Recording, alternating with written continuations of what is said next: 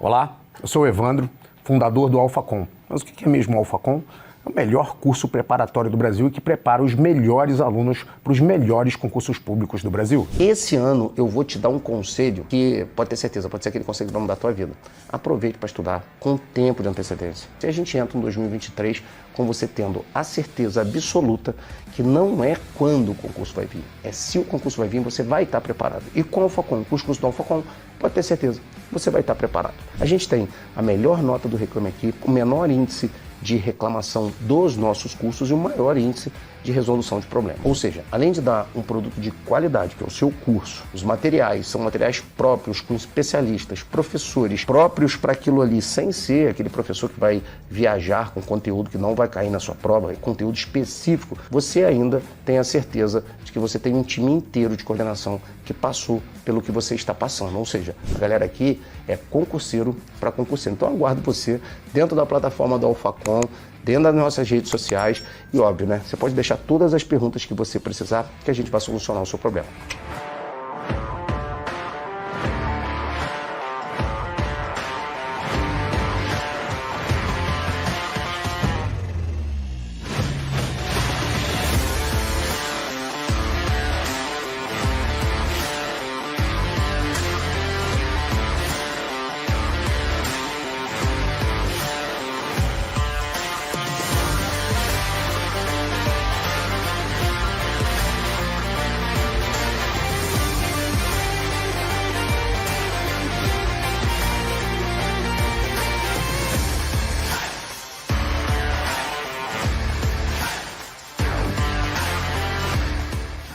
Depois de ter a minha vida mudada ao passar em um concurso público, eu senti que tinha necessidade de mudar a vida de outras pessoas. E esse sonho começou quando abrimos as portas do AlphaCon, uma empresa pioneira de concursos públicos que mudou a realidade do Brasil. Em todos esses anos de trabalho, mudamos a vida de mais de 200 mil pessoas por meio da educação. E esse número cresce a cada dia. Nosso time de colaboradores são profissionais altamente capacitados. Cada pessoa aqui dentro trabalha para criar e desenvolver o melhor método de estudo e aprovação.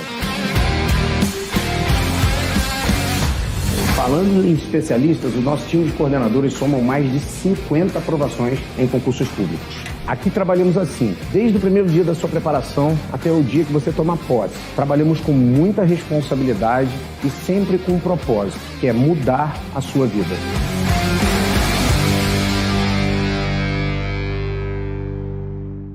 Olá, tudo bem? Meu nome é Larissa Carvalho, sou professora de Direito Administrativo e eu estou aqui para resolver algumas questões dos últimos concursos do INSS no que tange o regime jurídico único. Nós vamos falar um pouquinho das questões que caíram a respeito do Estatuto dos Servidores Federais, que é a nossa Lei 8.112, tá? Eu sou a professora Larissa Carvalho, sou servidora pública do Estado de São Paulo e eu estou aqui para ajudar você. Vamos lá, então, nessas questões? Lembrando, a gente vai começar então trazendo as questões aí do ano de 2016 no que tange o regime jurídico único, que é a nossa Lei 8.112.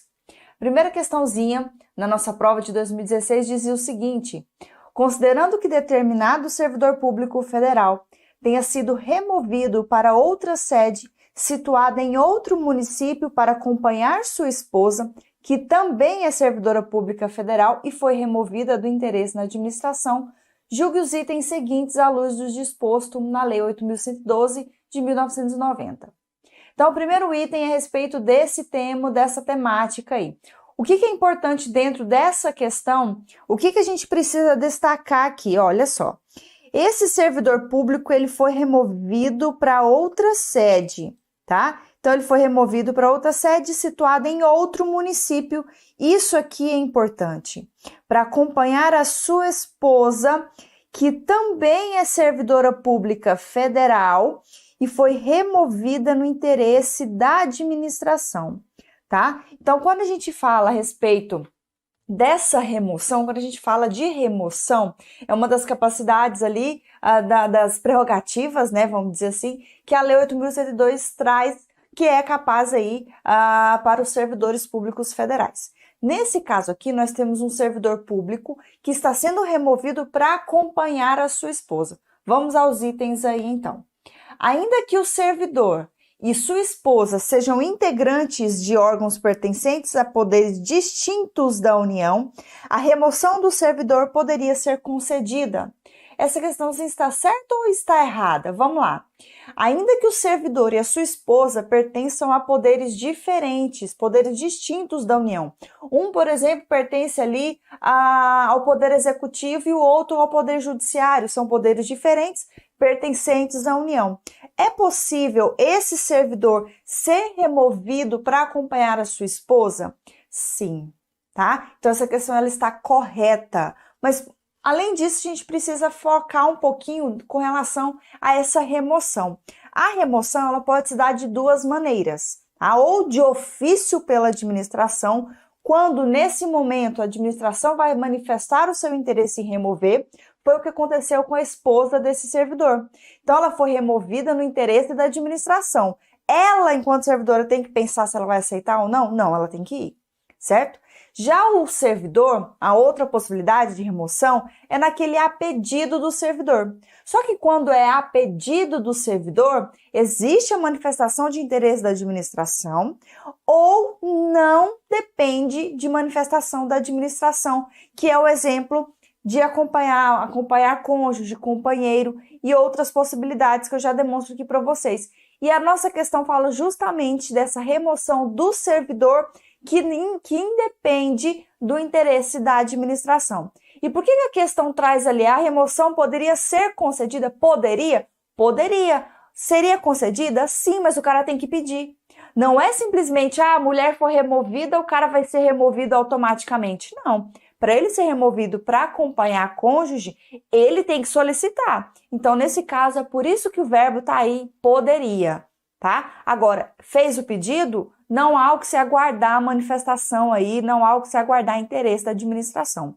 Tudo bem? Então, quando a gente fala dessa questãozinha aqui, a remoção poderia? Sim, poderia, porque ele precisa solicitar. Então, essa questão ela está correta, tá?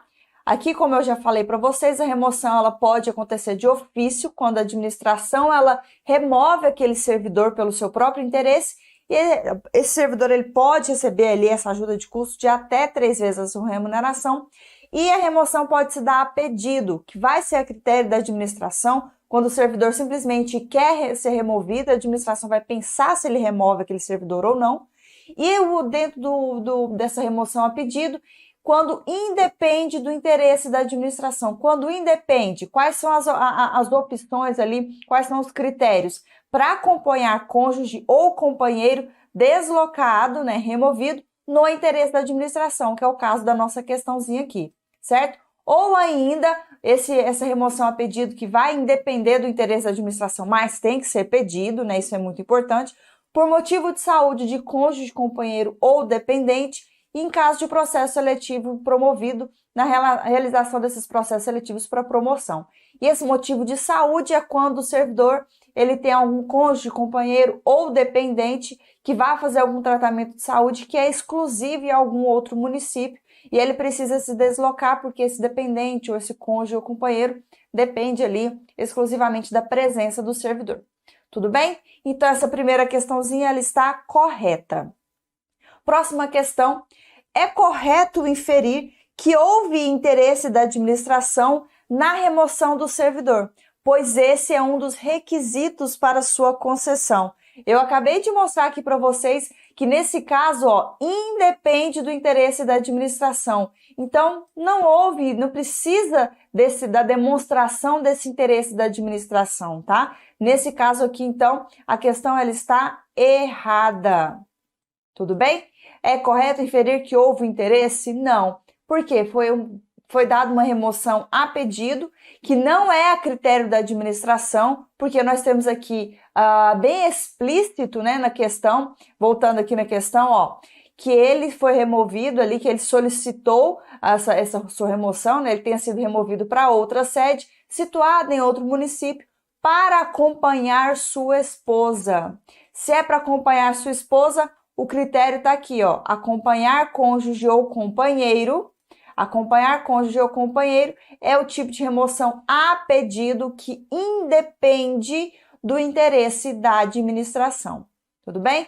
Então, a nossa primeira questão está correta e a segunda questão está errada, tá? Vamos para a próxima questão.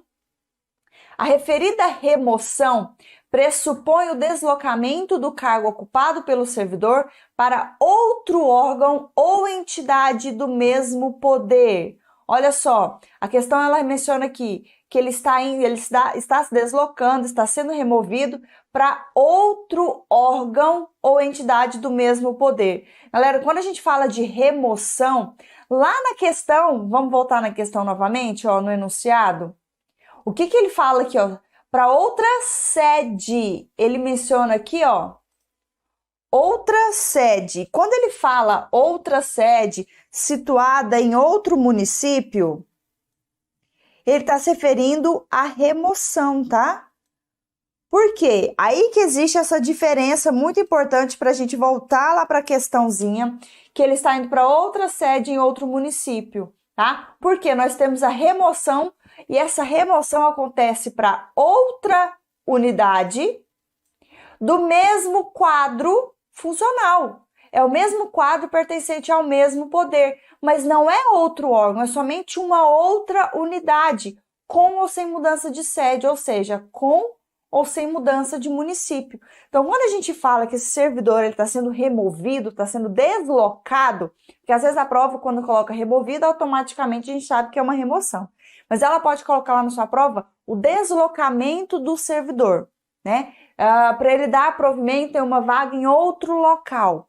Só que isso acontece quando você sai da superintendência, vamos imaginar, da superintendência localizada na cidade de São Paulo, e vai para uma outra superintendência também do INSS, ou seja, outra unidade, é um outro prédio, tá? Pode ser dentro de São Paulo, mas pode ser no interior de São Paulo, pode ser em outro estado, ou seja, ele não saiu do INSS, ele não saiu do órgão, então ele está sendo removido. Existe a possibilidade do servidor público ele ser deslocado para um outro órgão público? Sim, só que aí nesse caso desse deslocamento, o nome não é remoção, tá? E sim distribuição. Essa distribuição, ela vai acontecer para um outro órgão. Mas outra observação, esse outro órgão tem que pertencer ao mesmo poder. Não dá simplesmente para eu trabalhar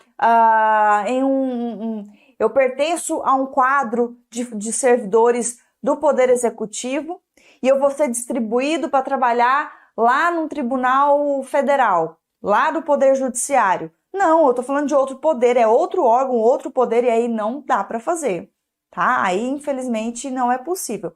A distribuição seria um outro órgão, diferente do INSS, ele está saindo do INSS para trabalhar na Receita, né? Dá um exemplo assim, outro órgão do mesmo poder. E nesse caso é possível, mas é chamado de distribuição e não é remoção, tá? Só que uma outra observação ainda dentro de distribuição. Para que essa remoção ela aconteça, é preciso que seja aprovado previamente no órgão central do CIPEC, que é o Sistema de Gestão Pessoal aí, organizado, né, pela esfera federal, tá? Então, nós temos aí o CIPEC, que é um sistema de pessoal civil, que precisa manifestar previamente antes desse servidor ser distribuído. Ou seja, está sobrando servidor num órgão e, não, está sobrando servidor, distribui para outros órgãos aí que estão precisando. Muito raro na prática de acontecer, tá? Mas essa possibilidade do deslocamento de um servidor para um outro órgão do mesmo poder com prévia aprovação do CIPEC. A remoção é diferente da distribuição nesse quesito, que a distribuição é para o mesmo quadro, para o mesmo órgão, só que para uma outra unidade, é um outro prédio, tá? É em outro, não necessariamente pode ser com a mudança de sede, não necessariamente precisa ser para um outro município, pode ser na mesma cidade, mas ele está se deslocando ali para uma outra unidade. Se a gente parar para pensar, existe até a possibilidade de remoção, você ficar no mesmo prédio, só está indo para uma outra gerência que pertence ao mesmo quadro, tá? Ninguém muda de cargo também não, certo? Mesmo quadro, em outra unidade, com ou sem mudança de sede, isso é remoção, tudo bem? Então a questão ela traz aqui que é referida à remoção, e ela ainda já fala remoção, pressupõe o deslocamento do cargo ocupado para outro órgão. Outro órgão não é remoção, tá? Outro órgão ou entidade do mesmo poder é chamado de distribuição e não uma remoção. Logo, essa questão ela está errada. Beleza?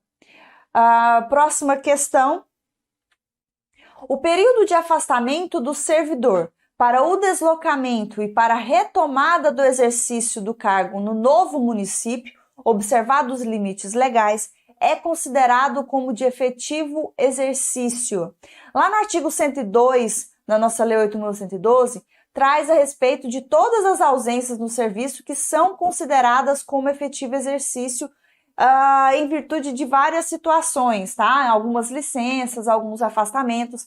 E quando a gente fala de efetivo exercício, qual é a importância da gente saber, da gente fazer a contagem desse efetivo exercício? Simples, porque quando a gente entra num cargo público, a gente passa por um processo, por um período chamado de estágio probatório, antes da gente adquirir ali a estabilidade, né? De acordo com a emenda constitucional 19, parágrafo 2º do artigo 41, esse período aí de estágio probatório é de 3 anos, já é aí, inclusive, pacificado, o STJ já se manifestou e é de 3 anos. Por mais que você leia a Lei 8.112, que está lá 24 meses, você vai ver logo depois, se você estiver lendo a lei crua, lá no site do Planalto, que é o ideal, vai estar lá, vide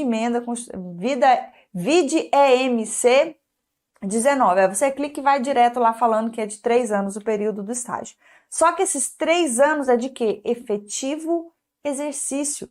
Então, se você promoveu algum tipo de licença que não está prevista aí no rol do artigo 102 para dizer que é efetivo exercício, esse prazo do estágio probatório ele é suspenso e ele volta à contagem quando você retornar dessa licença. Tá? Por exemplo, aí nós temos licença saúde, que é considerada efetivo exercício até 60 dias consecutivos ou não, com remuneração, e até 90 dias sem remuneração, tá? Com consecutivos ou não. Então, existe aí prazos, algumas previsões que não estão nesse rol do 102, que não são consideradas efetivo exercício.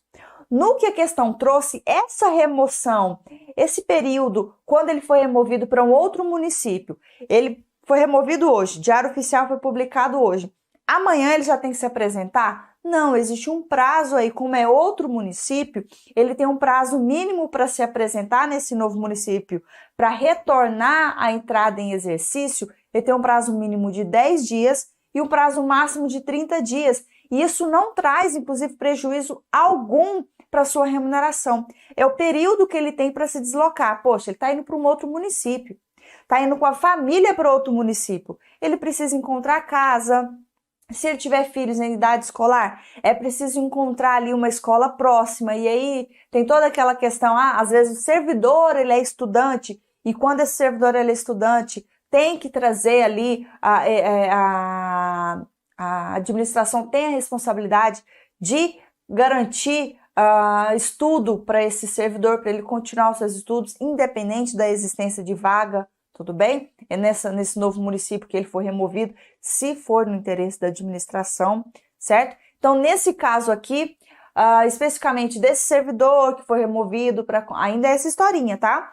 Que foi removido para acompanhar a sua esposa, ele está sendo removido a pedido, mas que independe do interesse da administração. E nesse caso aqui, é considerado, esse deslocamento para uma nova sede é considerado de efetivo exercício, sim. E ele tem o prazo para começar, para a entrada, retomada, né, em exercício, tem um prazo mínimo de 10 dias e o prazo máximo de 30 dias. Tudo bem? Então, nós temos aqui o artigo 102, além das ausências ao serviço previstas no artigo 97, e aqui no artigo 97 fala de férias, entrada em cargo em comissão, etc. Tá? São considerados como de efetivo exercício os afastamentos em virtude, e aqui no inciso 9 nós temos deslocamento para nova sede, de que se trata o artigo 18. E aí a gente vai lá no artigo 18. O que fala esse artigo 18? o servidor que deva, ter exercício em outro município, em razão de ter sido removido, redistribuído, requisitado, cedido ou posto em exercício provisório, terá no mínimo 10 e no máximo 30 dias de prazo, contados da publicação do ato, ou seja, contados da publicação dessa remoção, para a retomada do efetivo desempenho das atribuições, incluindo nesse prazo o tempo necessário para o deslocamento para a nova sede. Ou seja, o artigo 18, resumidamente, está aqui nesse quadrinho, que é esse prazo que ele tem para retomada do exercício, que é de mínimo 10 e máximo 30 dias. E esse prazo que ele tem de deslocamento, e geralmente o servidor, né, fica ali um prazinho maior, porque ele tem até 30 dias para entrar em exercício, ele fica ali 30 dias sem prejuízo da sua remuneração, e esse prazo ele é considerado como efetivo exercício, sim. Então essa questão ela está correta, beleza? Vamos lá? Próxima questão. Julgue os itens subsecutivos conforme o disposto na Lei 8.112. Como medida que contribui para a melhoria da qualidade de vida do servidor público, é-lhe facultado optar pela acumulação de períodos de licença-capacitação, caso não seja possível usufruí-los após cada período aquisitivo. Existe a previsibilidade dentro da 8.112, de alguns afastamentos. E um desses afastamentos é a licença para capacitação. Essa capacitação, ela não é permitida, ou seja, ela é vedada para quem está em estágio probatório. Até porque a gente tem um prazo aí para poder se afastar, para exercer essa licença capacitação, que tem um período máximo de 3 meses. Para a gente usufruir desses 3 meses aí com remuneração desse afastamento, a gente precisa ter cumprido aí 5 anos de efetivo exercício, é o tal chamado quinquênio. Então, a gente, após cada quinquênio de efetivo exercício, conforme eu acabei de mencionar, dentro lá daquelas possibilidades do artigo 102, que são consideradas efetivo exercício, o servidor tem até 3 meses para essa licença capacitação, tudo bem? E ele vai se afastar desses 3 meses com remuneração. Mas lembrando, é discricionário, a administração vai permitir ou não essa licença, não pode ser realizado durante o estágio probatório, porque no estágio probatório o servidor não pode abrir a matraca. O que é esse matraca?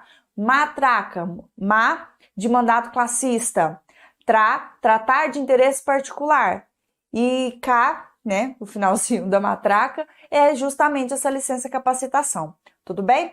Então, nesse caso aqui, olha, o que a questão fala? Como medida que contribui para a melhoria da qualidade de vida, é facultativo optar pela acumulação desses períodos. Se ele tiver, por exemplo, 15 anos de efetivo exercício, né? Não é a cada quinquênio, que ele tem até 3 meses?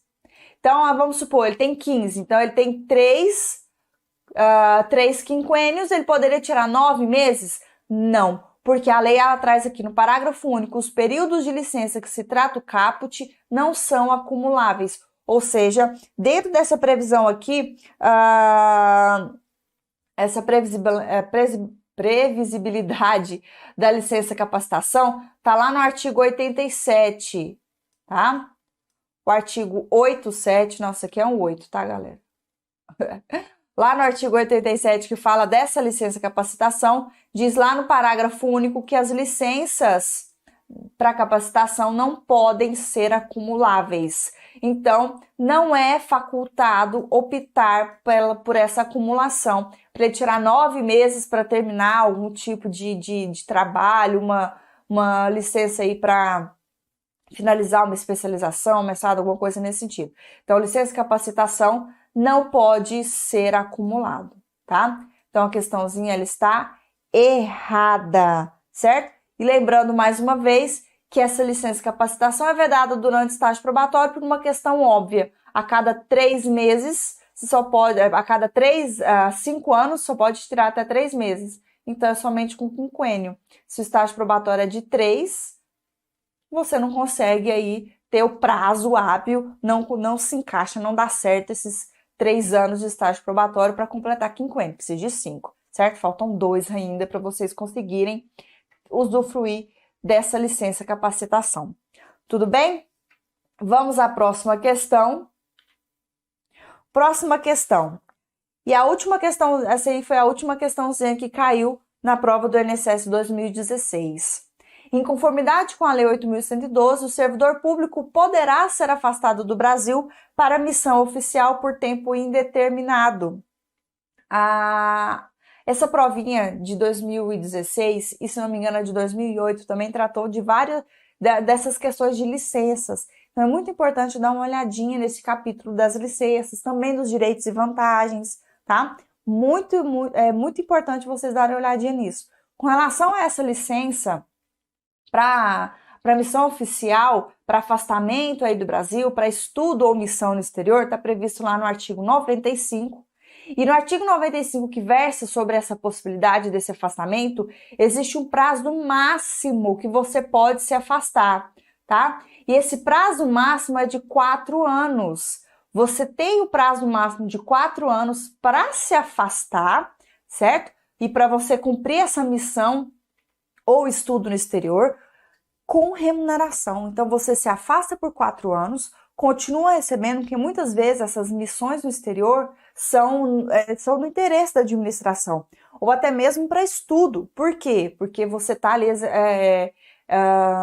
trazendo novidades, vamos dizer assim, está melhorando ali o desempenho seu enquanto servidor. Isso é bom para a administração.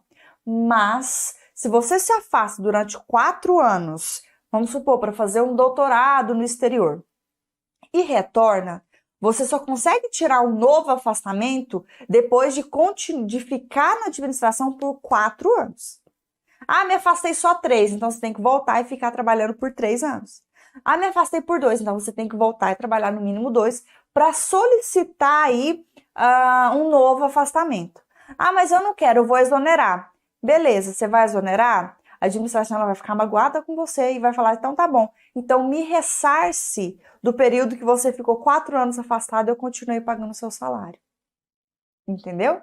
Se vocês trabalham, então, sair para fazer um doutorado, 4 anos, voltei, fiquei 1 ano, certo? Pedi exoneração, faltavam 3, né, para eu cumprir esse período relativo ao afastamento. Então, eu teria 3 anos de remuneração para ressarcir a administração. Aí eu posso exonerar. Do contrário, não posso. Certo? Tranquilo? E quem é que vai me dar essa autorização para estudo ou missão no exterior? Vai depender conforme o poder que vocês estão vinculados, tá? Mas nós temos o presidente da República, né, dentro do poder executivo, o presidente dos órgãos do poder legislativo, dentro do poder legislativo, o presidente do STF, que é ali referente àqueles órgãos pertencentes ao Poder Judiciário. E lá no artigo 96 ainda diz, tudo bem, você pode sair aqui para missão ou estudo no exterior e você continua recebendo pelo período que você ficou afastado e tem que voltar e ficar o mesmo período que você ficou afastado. Com relação ao servidor servir em organismo internacional de que o Brasil participe ou com o qual coopere, nesse caso, para você servir em organismo internacional, isso é diferente de estudo e missão no exterior, tá? Por quê? Lá na missão, no estudo no exterior, vocês continuam recebendo a remuneração, tudo bem? Para afastamento para servir organismo internacional de que o Brasil participe ou com o qual coopere, dar-se-á com perda total de remuneração, tudo bem? Então, se for para servir organismo internacional, fica sem remuneração. Se é para estudo ou missão no exterior, vocês continuam com a remuneração, mas dentro daquela previsão que eu já mencionei para vocês. Tudo bem? Com relação a esse item, em conformidade com a lei, o servidor poderá ser afastado do Brasil para missão oficial por tempo indeterminado. Errado, porque existe um prazo máximo aqui de 4 anos. Certo? Então, essa nossa questãozinha está errada. Lembra que eu falei, o artigo 95 e o artigo 96, eles são diferentes. O 95 versa a respeito de estudo e missão no exterior. para servir organismo internacional do qual o Brasil participe ou coopere, está previsto no artigo 96, e nesse caso 96, perda total da sua remuneração, tudo bem? Mas quando você voltar, seu cargo está lá só esperando para você voltar a trabalhar. Então, dentro da previsibilidade das questões de ética ali nos editais anteriores, em 2016, trazia aí dois decretos, né, decretos-leis, muito importantes para o conhecimento, para o entendimento de vocês no que tange ética, a ética na administração pública. Nós estamos falando aí da Lei 1171, do Decreto 1171 e do Decreto também 6.029, tá? O 6.029 de 2007 e o Decreto 1171, ele é de 94, tudo bem? Os dois aí versam sobre muitos temas importantes, falam a respeito aí da constituição das comissões de ética, lá no 1171, e no 6029, fala a respeito da comissão de ética pública. Enfim, nós vamos ao longo das nossas aulas, vamos trazer aí a respeito da diferença entre essas comissões, tá? Vamos às questões então, lembrando que quando a gente fala de ética, a gente está falando aí dessa deontologia, dessa filosofia deontológica, dessa filosofia moral. Então, sempre a gente tem que ter em mente, quando a gente estuda ética, quando a gente vai resolver as questões, sempre pensando aí nessa moral subjetiva do servidor, quais são os seus deveres dentro dessa filosofia contemporânea da moral, que vai gerar o comportamento do servidor pautado aí por essa deontologia, tá bom? Vamos lá às nossas questões? O primeiro enunciado diz: Bruno, servidor contratado temporariamente para prestar serviços a determinado órgão federal, praticou conduta vedada aos servidores públicos pelo Código de Ética Profissional do Servidor Público Civil do Poder Executivo Federal. A partir dessa situação hipotética, julgue os itens a seguir à luz do disposto nos decretos número 1171 de 94 e 6029 de 2007, tá? O que é importante a gente destacar desse enunciado aqui? Bruno é servidor contratado temporariamente para prestar serviço, tudo bem? Logo a gente vai fazer uma questãozinha a respeito justamente desse fato do Bruno ser servidor contratado apenas temporariamente, certo? Vamos para a questão aqui. Ele praticou, então, uma conduta que é vedada. Vamos lá. Se, para a infração praticada por Bruno, estiverem previstas as penalidades de advertência ou suspensão, a comissão de ética será competente para, após o regular procedimento, aplicar diretamente a penalidade. Olha só, quando a gente fala é uma conduta vedada pelos servidores, certo? Ele vai sofrer uma punição por isso, tudo bem? Mas essa punição a qual versa esse item, que fala da penalidade de advertência e da penalidade de suspensão, que é uma penalidade mais grave, o procedimento correto está previsto lá dentro do direito administrativo, lá no regime jurídico único, dentro ali das sanções de penalidades, dentro do sistema ali dos procedimentos administrativos disciplinares. Dentro de ética, no que tange a comissão de ética estabelecida por esses dois decretos que a gente mencionou, e até mesmo o enunciado disse, não há a previsibilidade de aplicação dessas penalidades, tá? Tanto que lá no decreto 1171, eu trouxe o inciso para vocês que fala justamente qual é a pena a ser aplicada pela comissão de ética. Então, a pena aplicável ao servidor público pela comissão de ética é a de censura, e a sua fundamentação constará do respectivo parecer, assinado por todos os seus integrantes, com ciência do faltoso. Ou seja, a pena aplicável, que é apenas de censura, vai ser aplicada pela comissão de ética. Essas penalidades aqui, de advertência e suspensão, podem ser aplicadas para o Bruno? Podem, mas não pela comissão de ética. Aí a gente vai ter que se remeter a um outro regime, a uma outra lei, que é a Lei dos Servidores Públicos Federais, o estatuto lá, previsto lá na Lei 8.112, vai passar por toda a sanção por todos os procedimentos administrativos, enfim. Dentro aqui de ética, o que tange a gente saber? A comissão de ética, então, ela pode aplicar penalidade? Pode. Qual penalidade? A penalidade somente de censura, tá? E ela pode aplicar diretamente essa daí. Então, essa questãozinha, ela está errada, tá? O que está errado aqui, então? É justamente essa previsibilidade das aplicações de advertência ou suspensão, sabendo que é somente a censura que pode ser aplicada pela comissão de ética. Beleza? Vamos lá. Próxima questão. Mesmo prestando serviço de natureza temporária, Bruno está sujeito às disposições contidas no Decreto 1171 de 94. Aqui eu trouxe algumas questõezinhas que está no seu edital. Lembrando que não está previstas aí dentro da parte de ética, mas está previsto no seu edital dentro de direito administrativo, e a gente precisa aqui dar um pitaco dentro de direito administrativo no que tange essa questão de agentes públicos, ainda que sejam temporários. Mas a questão é de ética, não pode cobrar esse tipo de assunto. Mas o que significa? Que você, tendo um entendimento de uma outra questão que está no seu edital, te ajuda a te responder outra matéria, tá? Então, aqui só um bracinho no direito administrativo a gente consegue responder essa questãozinha. Então, agentes públicos, eles podem ser divididos em agentes políticos, servidores públicos e particulares em colaboração. Dentro de servidores públicos, ainda existem algumas espécies, que são os estatutários, que é o caso de todos aqueles que têm como referência os estatutos, é o caso da Lei 8.112, que é o regime jurídico único da sua prova, é o que você será, amém, amém. Nós temos os empregados públicos e os temporários. Esses temporários são aqueles que assinam um contrato com a administração, que tem ali, que vão prestar o serviço temporariamente, é o caso do Bruno.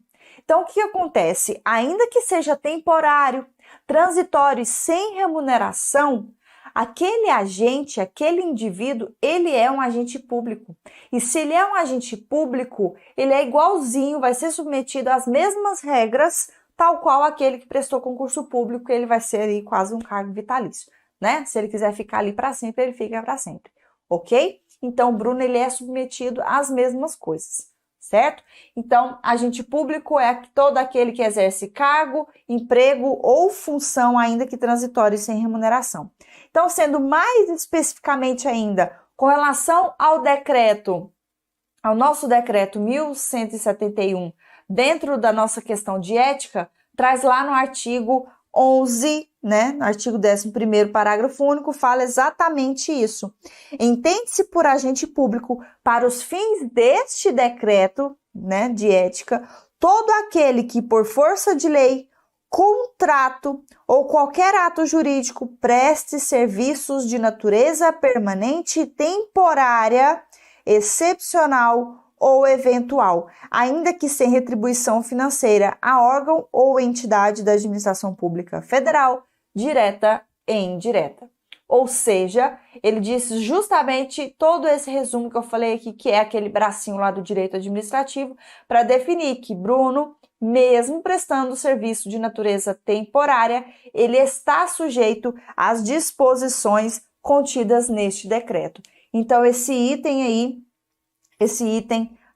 está correto, tá? Questão certinha a respeito do destino, né, do decreto 1171. Próxima questão. Durante o procedimento de apuração da conduta de Bruno, já que ele violou os deveres, lembra lá no comecinho que ele falou que ele praticou uma conduta vedada? A comissão de ética deverá garantir-lhe proteção à sua honra e à sua imagem, tá? Sempre que a gente for trazer alguma questão de ética, a gente tem que estar sempre lembrando daquilo que eu falei para vocês, da deontológica, certo? Daquela moral, daquelas escolhas que são necessárias dentro da moral possível enquanto servidor público. Então, a gente tem que estar sempre pensando nisso. Então, mesmo que aquele servidor, ele viole todos esses conceitos de ética e de moral, viole os seus deveres, ele vai ser submetido a alguns procedimentos. Ainda assim, que seja um procedimento para aplicação de uma penalidade, deve ser garantida para ele uma proteção da sua imagem e da sua honra, tá? Isso aí deve ser respeitado. Até mesmo quando a gente fala de um procedimento administrativo disciplinar, ele tem o contraditório, ele tem sua ampla defesa. Ou seja, a gente tem que estar sempre cuidando aí da honra, dessa moral do servidor. Beleza? Então, essa questão ela está correta, mas para a gente embasar ainda mais teoricamente, eu trouxe o artigo 10º aí, que fala justamente e explicitamente, né, ipsis literis, o que está no nosso decreto. E vale mencionar que esse artigo 10º aqui, ele se refere, tá, ao decreto-lei 6.029. Tudo bem? Então, o decreto 6.029, no artigo 10º, fala o seguinte: os trabalhos da Comissão de Ética Pública, então quando a gente fala desse CEP aqui, eu estou falando da Comissão de Ética Pública. Quando é CEP, é a Lei 6.029. Quando é somente Comissão de Ética, é lá no Decreto 1.171, tudo bem? Os trabalhos da Comissão de Ética Pública e das demais comissões de ética devem ser desenvolvidos com celeridade e observância dos seguintes princípios.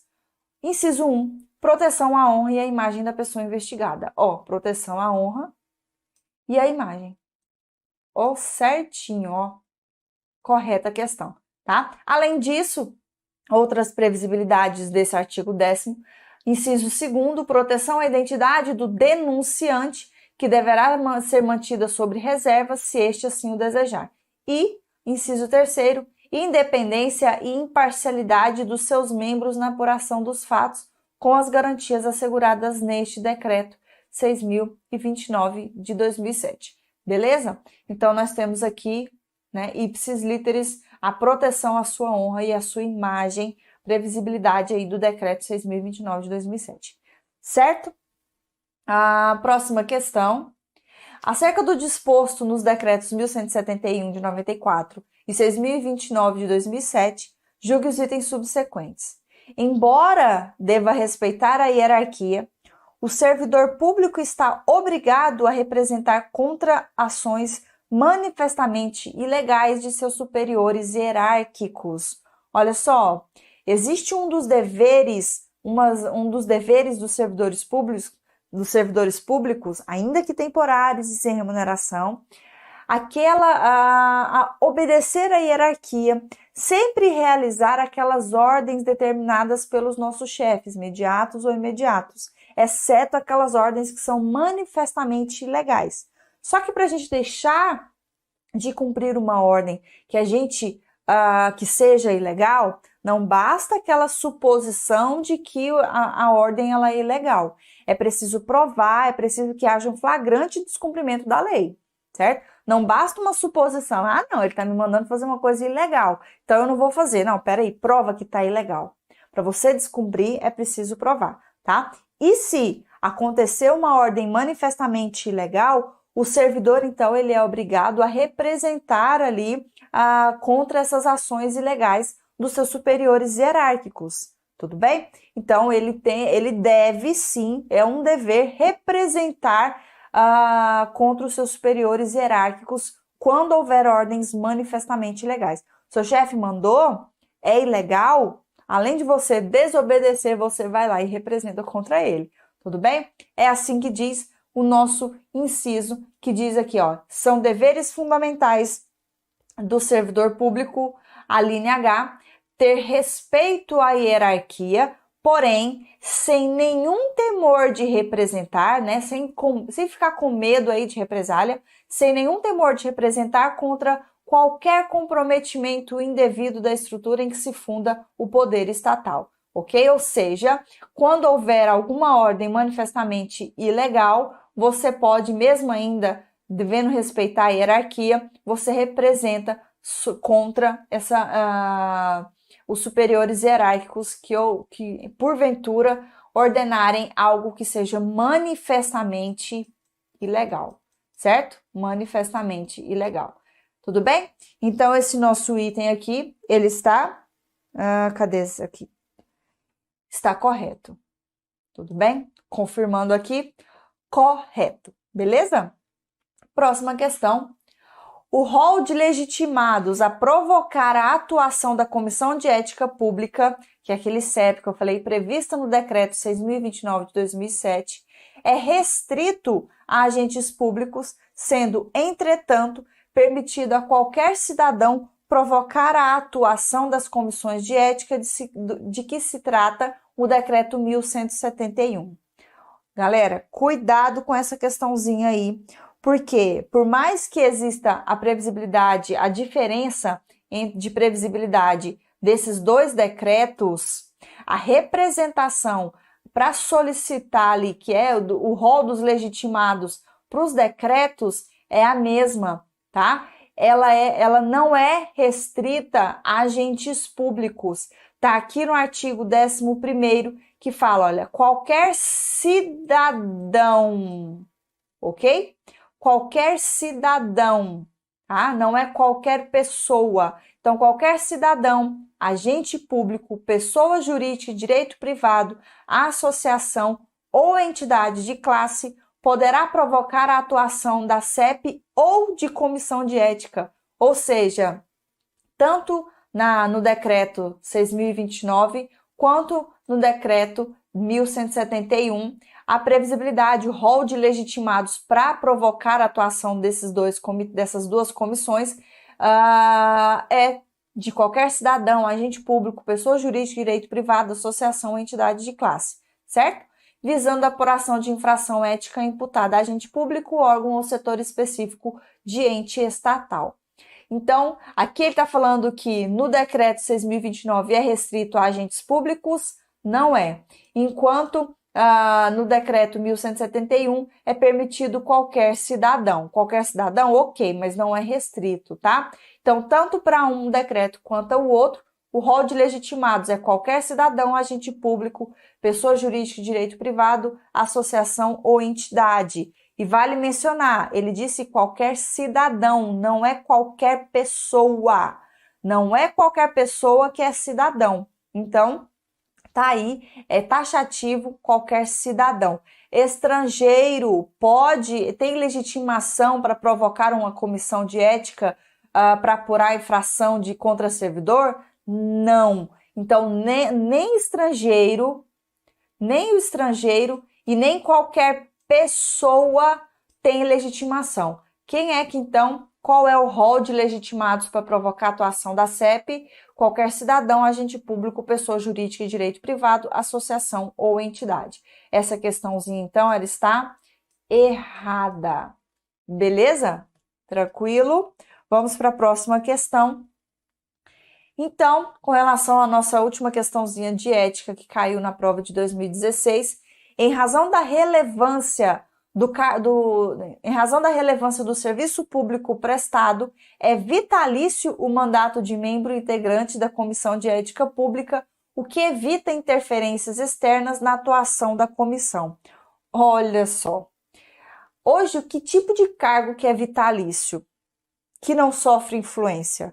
Nenhum. Bastaria isso para a gente saber que a questão está errada, tá? Mas a gente precisa saber quem são esses membros integrantes da CEP e das comissões de ética, inclusive é prevista pela 1171.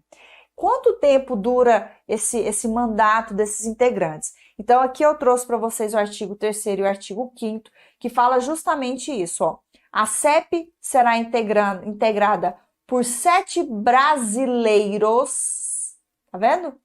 Por 7 brasileiros que preencham os requisitos de idoneidade moral, reputação ilibada e notória experiência em administração pública, designados pelo presidente da República para mandatos de 3 anos, ou seja, não tem nada de vitalício aqui, meu jovem.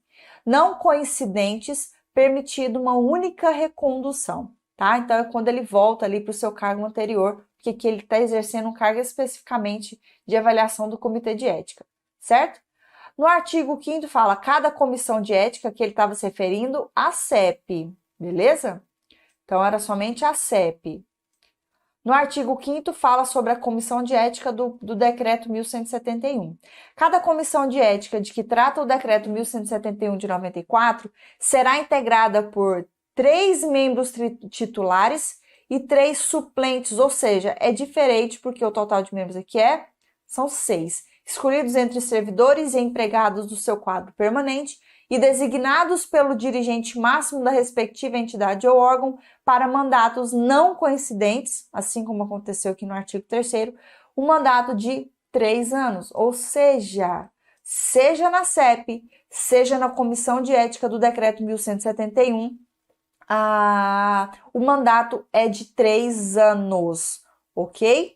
Não podemos confundir isso daí, é 3 e mais. A CEP são 7 brasileiros, a Comissão de Ética são 6, lembrando que são 3 titulares e 3 suplentes, respectivamente aí os mandatos de 1, 2 e 3, tá? 1, 2 e 3 anos, beleza?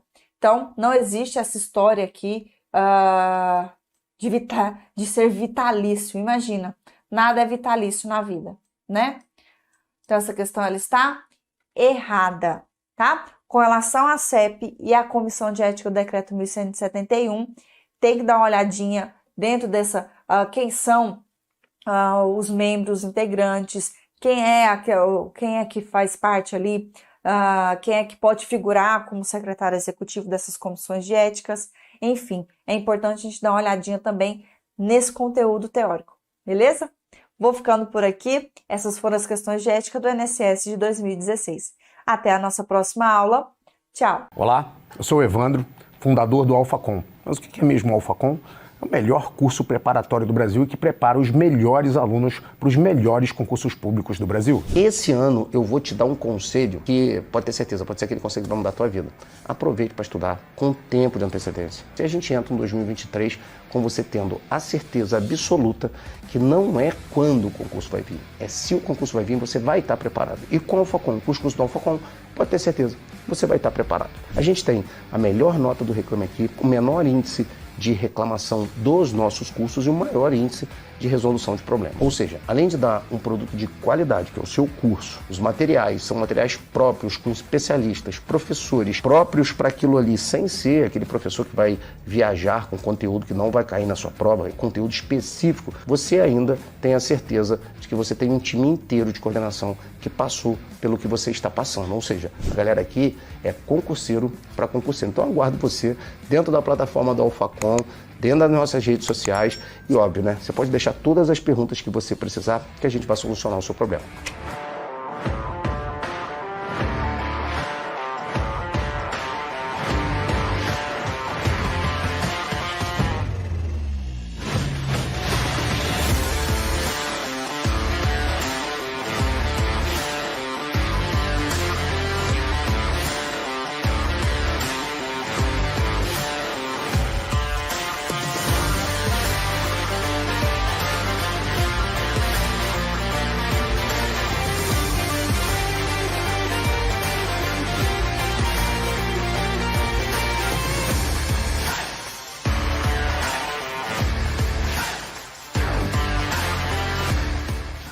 Depois de ter a minha vida mudada ao passar em um concurso público, eu senti que tinha necessidade de mudar a vida de outras pessoas. E esse sonho começou quando abrimos as portas do AlphaCom, uma empresa pioneira de concursos públicos que mudou a realidade do Brasil. Em todos esses anos de trabalho, mudamos a vida de mais de 200 mil pessoas por meio da educação. E esse número cresce a cada dia. Nosso time de colaboradores são profissionais altamente capacitados. Cada pessoa aqui dentro trabalha para criar e desenvolver o melhor método de estudo e aprovação.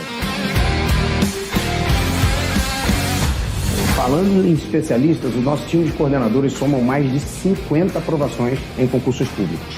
Aqui trabalhamos assim, desde o primeiro dia da sua preparação até o dia que você toma posse. Trabalhamos com muita responsabilidade e sempre com um propósito, que é mudar a sua vida.